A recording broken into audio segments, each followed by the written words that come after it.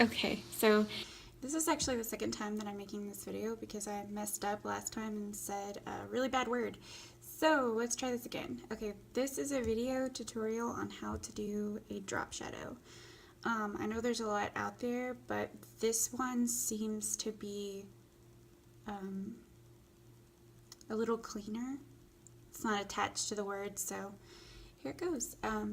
First I just opened up a blank canvas, just screen size, and then I'm going to choose just a regular monoline, like a micron, but you can use whatever brush you want. And then I chose black. I don't know if you know this, you probably do, but if you, in this color wheel, if you tap at the bottom of the circle, it gives you true black, and if you tap at the top, it will give you true white. I struggled with that for a really long time because I couldn't tell if it was actually really black or not, or if it was just really dark gray. So that was something that helped me. Okay, so I'm just going to, and if you can see, my background color is white, but I'm just writing in layer 1. So I'm just going to write something simple, like shadow.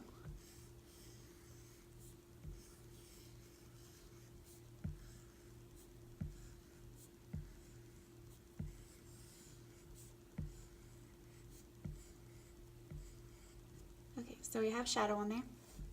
Okay, now here's where it starts getting tricky and confusing, so I'll try to go as slow as possible. You're going to take this layer 1 and you're going to duplicate it. So in order to do that, you're just going to slide it to the left and then hit duplicate. So now you have 2 layer 1s. Now I've did this like a bunch of times, so I don't have to rename my layers to keep it straight in my head, but if it's your first few times, you're definitely going to need to name them so that you know that you're doing it with the right layer. So let's rename, and that you just tap on it and hit rename 0, 1, and then tap and rename it 0, 2. Okay, so layer 2, we're going to select the layer. So hit the selection mode, and you can move it around as much as you want any other time, but in this instance we're going to want it to move diagonally to the right down in very small increments. So in order to do that, just tap underneath of this bottom right corner and just keep tapping. But make sure that when you are tapping, you're counting in your head how many times you tapped, because that's going to be important when the next step. So you want to do it 3, 4, 5, 6, 7, 8, 9, 10, 11, 12, 13, 14, 15, 16, 17, 18. Okay, so I'm going to do it 18 times because you want to do it quite a bit, but you don't want to do it enough where you can see a separation in between the 2 layers. So I did it 18 times. So I'm going to unselect that, go back over to my layers, and then we want to duplicate layer 1 again. So duplicate it again, and then we have 2 layer 1s. The second one, this is very important, we're going to rename that layer 03.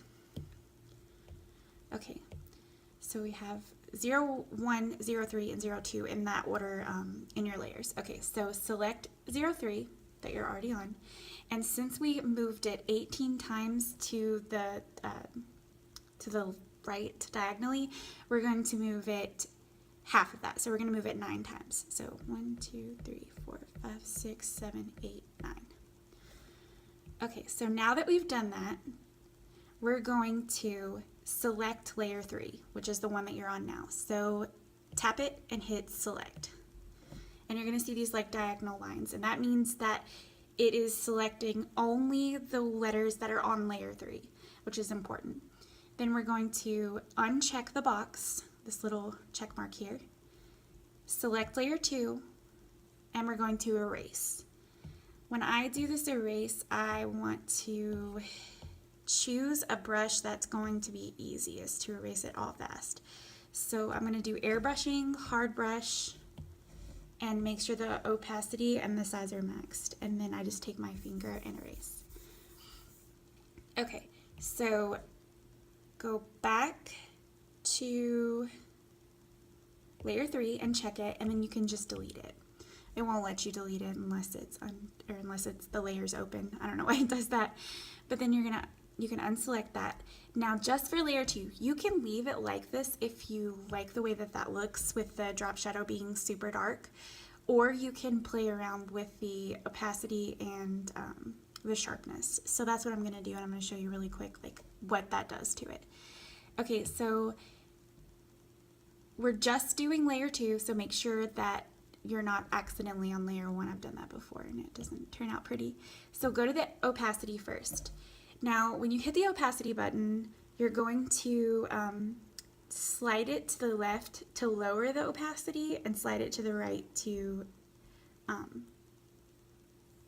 why can't I think of the word? The higher? I don't even, don't even ask. Okay, so we're gonna lower the opacity. So we're going to do it quite a bit, just to the point where it gets to where it looks like a shadow and not so much like, you know, really harsh black lines. So I like the way that looks. And then next, we are going to want to make it less sharpened because that will give that shadow effect, that drop shadow effect. So we're going to go to, and I'm not really sure how to say that word. I think it's Gaussian blur, maybe? I don't know. We're going to hit that one. Oh, well, it closed me out of it. Okay, we're going to go back and hit the Gaussian blur. Okay guys, do you see what's going on here? This is not appropriate. I am trying to do a video. Here, let's exit out of Procreate really quick. Oh yeah, I was looking at the colors of Moana earlier, so that's why that's there. Okay, so let's try with the Gaussian blur this time. Make sure that I'm still on light. Okay, now in order to do the Gaussian blur, it's kind of different than the opacity for some reason. I don't know why, but you're going to move to the right to make it more blurred. So just drag your pencil and it should pop up. My iPad is not wanting to cooperate. Okay, there it is.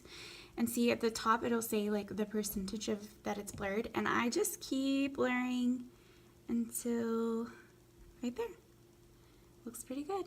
And that's how I do my drop shadows. Just that particular type. There is a bunch of ways that you can do drop shadows, but that's the one that I like the best. So I hope this was helpful for some people, and I hope you're having a good day.